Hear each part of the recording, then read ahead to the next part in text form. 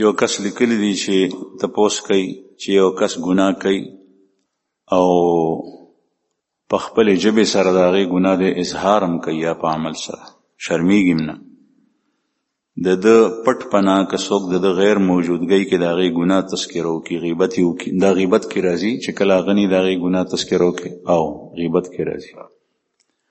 او دی چې نه شرمیږي ګناه هم کوي او د هغې ګناه تذکره هم کوي، نو دا افسوس مقام دی چې نن سبا زموږ معاشره د ځنګل صورتحال دی چې څوک څنګه کوي، شعر مخ لګیا دی، بیزې ماتئ که یو کس برملا ګناه کوي معاشره خرابوي نو خرابوي، حکومت سره دا غم نشته.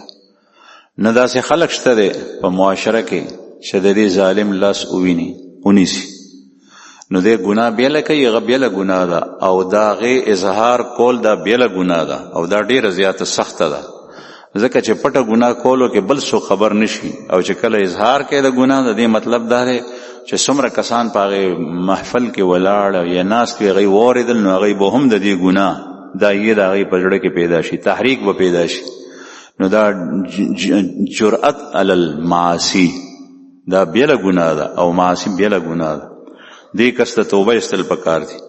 البته د هغې تذکره کول پټ پناه دا غیبت کې راځي، ځکه چې په شیشه د چا د ګناه تذکره کول هم دا غیبت دی. رسول الله صلی الله علیه وسلم ته یو کس رالو وی چې یا رسول الله که چېرې یو سړي کې دا بدعملي وي نو د هغې تذکره بیا هم غیبت دی. ورته یې وفرمایل چې او همدغې ته غیبت وایي، او چې کله پکې نه او ته بیا پټ پناه د هغه تذکره کې نو دې ته بهتان وایي. بهتان نور هم سخت دی. یو کس وایي چې زه د خپل د مور او پلار نه عمرې ته په پټه تلی شم ځکه چې پلار مې نه راضي کېږي، پلار راته وایي چې سبق وایه د سکول، عمرې ته چې ځې نو مور او پلار نه اجازت واخله، ځکه چې عمرې ته تلل فرض نه دي، واجب نه دي، او د مور او پلار اطاعت دا واجب دی. نو که امر مستحب نه مندوب نه تا مور او پلار منې کوي څه وجه ده، مثلا مور او پلار نه چې ډډې ته کېږي هغې خفه کېږي په تا پسې، نو بیا د هغې خبره ومنه یا هغې رضا که نو هله لاړ شه. یو کس وایي چې د جمعې په ورځ باندې د دوو خطبو په منځ کې څه دعا شته دی، په زړه کې دعا غوستی شي په ژبه باندې نه.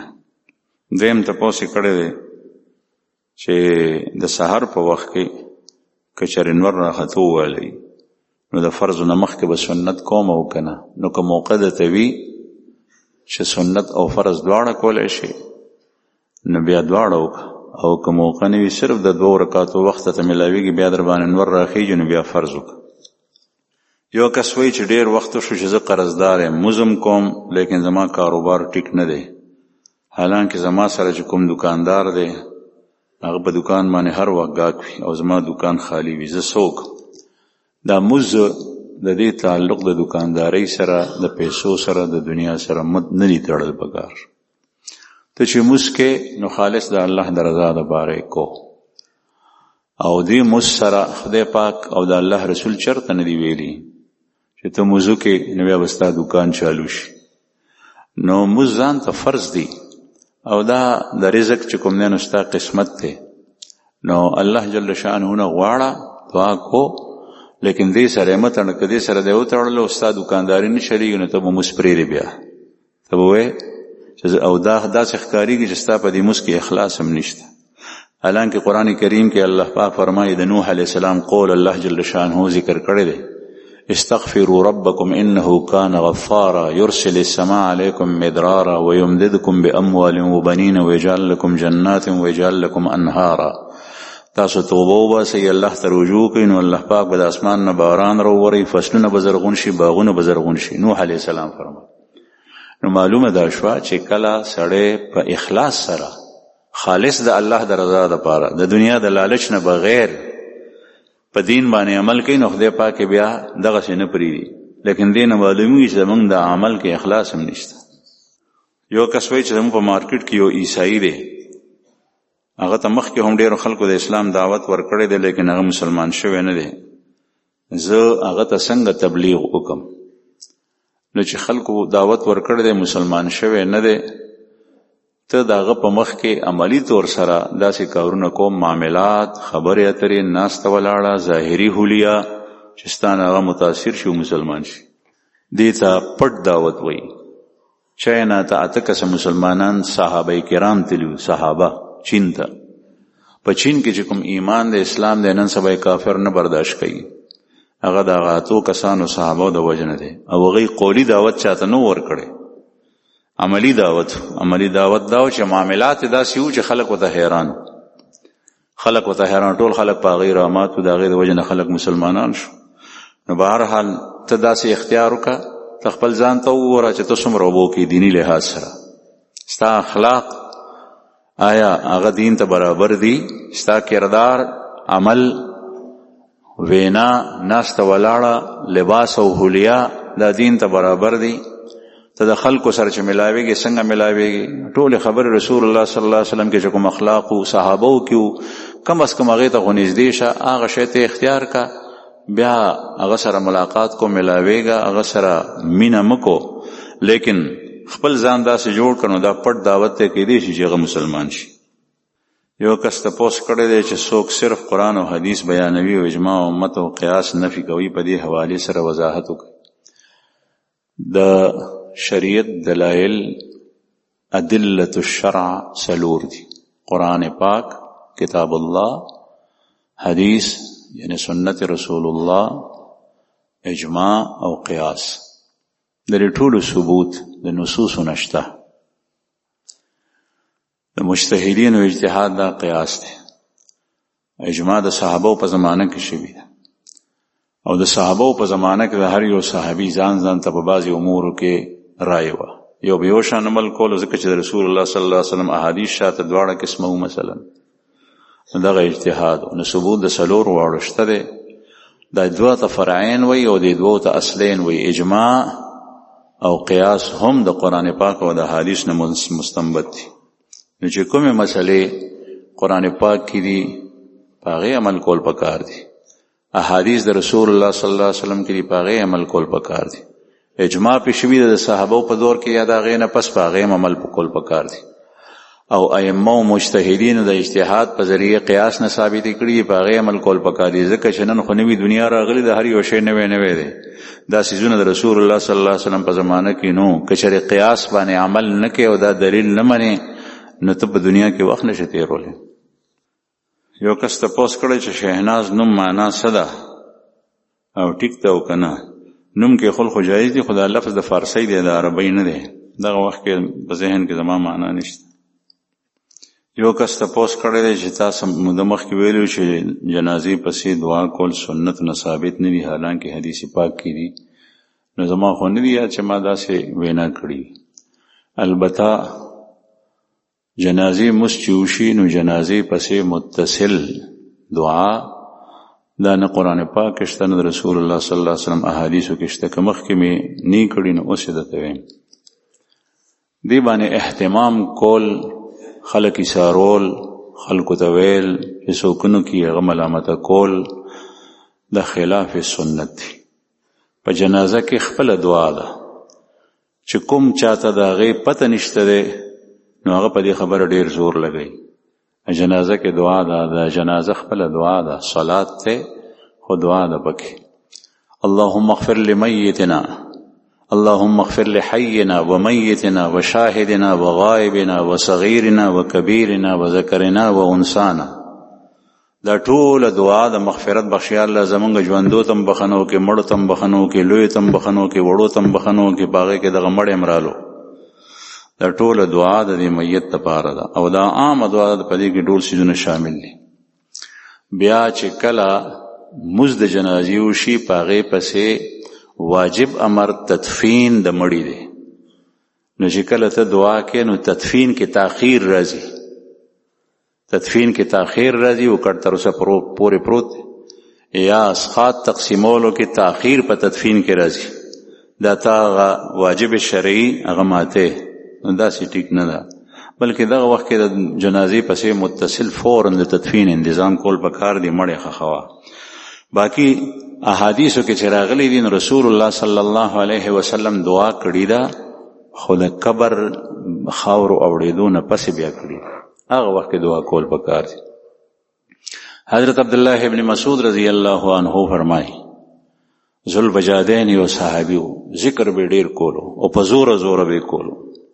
په یو سفر کې دی وفات شو. عبدالله ابن مسعود وایي زه د شپې پاڅېدم، ما ته پته نه وه د صحابو به تهجد په سفر کې او په جنګونو کې م کول. نو د شپې تهجد ته پاڅېدلی، وایي چې ما وکتل یو ځای کې رڼا وه. ما وایي چې دا رڼا د څه ده؟ زه په رڼا پسې لاړم، نو څه ګورم چې رسول الله صلی الله علیه وسلم د قبر په ډوره کې ولاړ دی، ښکته قبر کنستی شوی دی، مبارک په هغې کې ولاړ دی، او حضرات شیخین ابوبکر او عمر د قبر په ژۍ باندې قبلې اړخ ته ولاړ دي او د هغې په لاس کې مړی دی. او هغه مړی ما ته پته ولګېده چې هماغه صحابي عبدالله ذوالوجادین دی، هغه وفات شوی دی. او رسول الله صلی الله علیه وسلم دی ته وایي چې دا خپل رور مو ما ته راکړي. نو هغه رور یې ترېنه واغشتو، دا صحابي واغشتو. پیغمبر علیه السلام په خپلو لاسو مبارکو کې هغه په قبر کې کېښو. بیا یې هغې ته ووایي چې ستاسو راکوز شئ، دا لحد پې باندې بند کړئ، کاڼي پې کېږدئ، خاوره پې واړوئ. نو حضرات شیخین ابوبکر او عمر راکوز شول، هغه یې پې باندې کاڼی کېښو. بیا وایي چې کله قبر برابر شو نو هغې نه پس رسول الله صلی الله علیه وسلم قبلې ته مخ کو او دا یې وفرمایل چې یا الله د ده نه زه راضي یم، تم ترې راضي شه او دی وبخه. دا دعا یې غوښتې ده، دعا شته، لیکن دا وخت کې غوښتې ده چې کله تکفین او تدفین شو. اوس هم دغه مسنون دی، سنت طریقه ده چې کله تدفین وشي جنازه کې تا دعا وکړه، خلاصه شو. چې کله تدفین وشي د هغې نه پس بیا دعا ټول وغواړئ، بیا مه باندې وغواړئ، ځان ته وغواړئ. یو کس وایي چې زما یو دوست دی، هغه د خلکو ګریم خری او مشینکۍ او د هغه دوکان دی، څه نصیحت هغه ته وکړي. داسې خو ډېر زیات شته دی، زموږ معاشره ټوله په دې څیز کې ککړه ده. به هر حال دا هغه څیزونه دي چې نن سبا د اغیارو طور طریقې اختیار شوي. ګیره ساتل د مسلمان دپاره واجب دي، او ګیره خریل چې څوک خپله غواړي خری یې دیم ګناه کې مبتلا دی، او چې څوک یې کلی هم ګناه کې مبتلا. یو کس وایي چې زمونږ په محله کې یو سړی فوت شوی دی، زمونږ د محلې د جومات امام. چې کله یو سړی فوت شي نو زمونږ د جومات د امام سره د نورو خلکو بله ورځ د سحر مونځ پسې ځان سره څه خلک واخلي او قبر ته لاړ شي او هلته دعای مغفرت کوي. آیا داسې کول څنګه دي؟ دعای مغفرت دغه مړي ته کولی شي په جومات کې چې عام دعا کیږي، نو په عام دعا کې ووایي چې یا الله ته یې وبخي.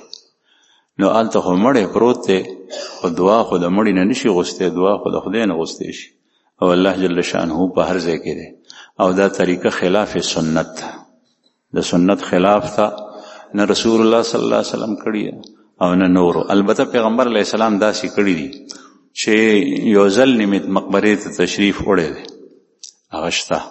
عام معمول رسول الله صلی الله علیه وسلم دانو دا داسې په اجتماعي کیفیت سره عادت ګرځول، نو دا احداث فی الدین دی. پیغمبر علیه السلام ام المؤمنین فرمایي چې یو ځل زه پاڅېدم، رسول الله صلی الله علیه وسلم ما سره خوا کې پروت و د شپې. چې زه پاڅېدم نو ما وی چې د الله رسول څه شو؟ نو د پیغمبر علیه السلام خو بیبیانې ډېرې وې، زما په زړه کې دا راله چې د الله رسول چې ته بلې بیبي کرنی ته دی، نمبر خو زما دی. نو زه پاڅېدم چې ومې کتل نو کور کې نشته، نو دروازه مې روغونې لرې کړه. رسول الله صلی الله علیه وسلم په کوڅه کې روان دی، نو زه ایساره شوم. خو چې څنګه د کوڅې د ګوټ پناه شو، نو زه بیا تیزه لاړم. بیا چې مې لیدو، بیا چې د بل ګوټ پناه شو، نو بیا ورپسې مې منډه، تر دې چې پیغمبر علیه السلام بقی ته ورسېدو، چې موږ د جنت البقی وایو. او رسول الله صلی الله علیه وسلم په زمانه کې هم دغه مقبره وه، 10,000 صحابه کرام په دې کې مدفون دي. هلته پیغمبر علیه السلام لاړو، زه ډډې ته ولاړم، زه یې نیم لیدلی. رسول الله صلی الله علیه وسلم پښمني ټیم کې دعا وغوښته چې الله د هغوی د مغفرت او بخشش دپاره. چې بیا کله واپس کېدو نو زه تیزه رالم او خپل ځای ته مې ځان راورسولو. نو نبي کریم صلی الله علیه وسلم چې رانو نو زما ساه تیزه تله راتله، نو ما ته پیغمبر علیه السلام فرمایي چې دا سا دی ولې؟ ما ورته ویل چې دغسې چل وی ته زما باره کې بدګمانه شوی وی الله او د الله رسول به تا سره زیاتې کله نه کوي. مطلب دا چې ستا کومه برخه ده هغه به تا ته درکېږي. نو داسې پیغمبر علیه السلام کړي دي، لیکن عام معمول جوړول سهار ځان سره ګڼه بوتلل دا دعا خو ته په جومات کې هم کولی شي، په کور کې هم کولی شي. یو کس تپوس کړی دی چې یو زنانه ته خپل سخر د هغې نه په زور زیاتی او په ظلم باندې د هغې حق مهر 4 تولې سونا هغه واغشته او د هغې ښځې خاوند یعنې د دې سړي زوی هم د دې زنانه ملګرتیا نه کوي او دې سخر چې کله دا کالی ته په زور واغشته نو دی ورته ویلي چې کله زه پنشن واخلم نو بیا به تا ته دا کالی جوړ کړم. اوس یې پنشن هم اغشتی دی لیکن اوس هغه نه مني او واپس کول نه بلکل انکاري دی. نو مونږ څه وکړو دا مهر څنګه وصول کړو؟ نو یو خو مسله ده، یو د وصولولو طریقې دي، هغه شرونه خو ما ته نه راځي، خو مسله دا ده چې دې سخر د خپل انګور نه دا کالی واغشتو نو دې ته غصب وایي، ظلم دی. غصب حرام دی، لکه پردې شی هغه کمزوری دی د هغه په مخ کې ته د هغه نه واخلې ځکه چې ته زورور یې، دا حرام دی او ګناه کبیره ده. الله جل شانه به دې سخر نه تپوس کوي چې تا د ښځې نه دا حق څنګه واغشت. که چېرې دا د هغې ملکیت و، که دا د سخر ملکیت و اسې چې کوم دی نو د ښایست دپاره ورته په غاړه کړی و، ملکیت د ده دی، ورکړی نه دی، هبه کړی نه دی، مهر نه دی، نو بیا خو دې اخیستی شي. لیکن که چېرې دا د هغې مهر و حق مهر د هغې شو، هغې پې قبضه هم راله اوس یې خري، نو دا زیاتې دی. او دویم چې کله یې واده کړي و نو دا بېلوزي هم د واده خلافي هم ده او اوس انکاري دی نه ورکړي نو دا په ګناه د پاسه ګناه ده. بهرحال دغه حیثیت خو یې ته زه بیانوم، باقي د اغشتو چې څه طریقې دي نو هغه چې څنګه د دې وس کېږي دا خپل حق د هغه نه وصولولی شي. یو کس تپوس کړی دی چې د مرګ فکر کله دومره غالب شي چې روزانه کارونو او کاروبار او زندګي مې متاثر شي، څومره چې نیک کارونو ته نږدې کېږم هغه عمره دا فکر او وسوسه زیاتېږي. هر وخت په دې حالت کې قرار نه لرم، خو کله کله مې ډېر پریشان کې څه مرګ تذکره خو د الله رسول فرمایي چې مرګ یادوئ. نبی کریم صلی الله علیه وسلم فرمایي، ترمذی شریف کې حدیث دی، اکثروا ذکر حازم اللذات الموت. د خوندونو ماتونکې شی مرګ ډېر ډېر یادوئ، ډېر ډېر یادوئ. دغه وجنه صوفیاو په نږدې اهل الله په نږدې د مرګ مراقبه کیږي چې د چا عادت نه دی چې هغه سړی هم دا چل زده کړي، مرګ یادوي خپل چې زه به مرم یو ورځ. خو د مرګ د یادولو نه یا په خپله باندې د مرګ د یادېدو نه یا جومات ته د راتلو د مونځ کولو سره د مرګ یادېدلو د دې دا مطلب نه دی چې ته د دنیا کاروبار پرېږده او د دین کاروبار پرېږده، نه، دا خو هر یو سړي شته. دا خبره زړه کې کلکه که پخه که چې مرګ شته او هېڅ پته یې نه لګي چې څه وخت راځي، او دوباره بیا د قبر نه پورته کېدل هم شته، او د میدان د حشر هم شته، او د الله جل شانه په وړاندې ودرېدل هم شته.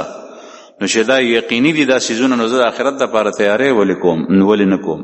بیا چې کوم معصیت کې مبتلا یې نو هغه ګناهونه پرېږده، چې کوم بد کار کې هغه پرېږده او ښه کارونه شروع کړه. د دې اثر دا پکارو، لیکن الټا بیا موږ داسې وکړو چې په ګوډو د پاسه لاس کېدو سودایان جوړ شو چې دا مرګ راځي څه به کوو. نو که سړی ډېر زیات دغسې پروت په ګوډ کې کښېني، خوراک څښا کم پرېږدي، خو څه کولی نه شي، مرګ خو به خامخا راځي. بهترین طریقه د هغې دا ده چې ته دا سوچ وکړې چې دغه ځای نه دا داسې مثال دی لکه تا ته یو سړی وایي چې دا زما خزانه ده، په دې ځمکه ګغار دی، ورننه وځه او دومره وخت یې تا ته په دې مهلت کې چې ته څومره شی اوچتې نو هغه راوچت کړه. نو اوس که چېرې ته د هغې په تماشه شي او هغه وخت تېر شي، دروازه یې پسې بنده کړه نو په هغې کې به راګیر شي. او که چېرې ته دننه شوې، ته څومره شی راړی شي نو هغه جولۍ راډکې کړه، څادرونه راډک کړه، پنډو تړه او فوراً بهر راوځه. طریقه دا پکار وه، نه دا چې ته د هغې په تماشه شي او تا نه بیا هغه لږ شی هم پاتې شي. نو دې دنیا کې وخت لږ دی، دا ځان ته وایه او د آخرت دپاره څه کول پکار دی. او که څه ګناه کې مبتلا یې نو هغه بچ که. البته ته درود شریف ډېر ډېر وایه، دې سره به د زړه ته تسکین رسېږي، نیک عمل ډېر کوو. یو کس وایي چې زما د والد صاحب د مرګ 7 کاله وشول، اوس د هغه د صندوق نه 49,000 50,000 روپۍ راووتې. اوس موږ د هغې پیسو سره څه چل وکړو؟ د هغه په اولاد کې تقسیم شي او که جومات کې ورکو یا مجاهدینو ته ورکو که د بچو اجازت وي. نو دا حق د وارثانو دی. که چېرې د دې سړي ښځه شته او زامن او لوڼی شته دی نو باس په دی کې به تقسیم شي او د هغې خپله طریقه ده چې عالم نه تپوس وکړي مفتي صاحب نه هغه به راته مسلې کیفیت بیان کړي چې د چا څومره حصه ده. دا د هغې حق دی. او که چېرې هغې خپل حق نه اخلي هغې وایي چې جومات کې ورکړي نو هر یو کس خپله خوښه ده چې چا ته یې ورکوي که څوک جومات کې لګي که څوک کوم ځای کې ورکوي خو د هر چا خپل خپل حق دی. هغې ته ورکول پکار دي. د ورکول نه پس بیا د هغې خوښه ده چې څه ورسره کوي. دا یو کس تپوس کړی دی چې کله کله مونږ داسې ځای کې یو مثلا عالم نږدې دی نو هغه نه تپوس وکړو لیکن کله داسې ځای وي چې هلته څوک نه نو کوم یو کتاب ځان سره کیدو چې هغې کې ګورو نو بهشت زیور مولانا اشرف علي تھانوي رحمه الله لیکلی دی او د هغې نه مختصر کتاب تعلیم الاسلام چې بنیادي خبرې دي پکې مفتی کفایت الله صاحب لیکلی دی. فعل علم ذهن کې دغه راځي. نور ډېر کتابونه شته.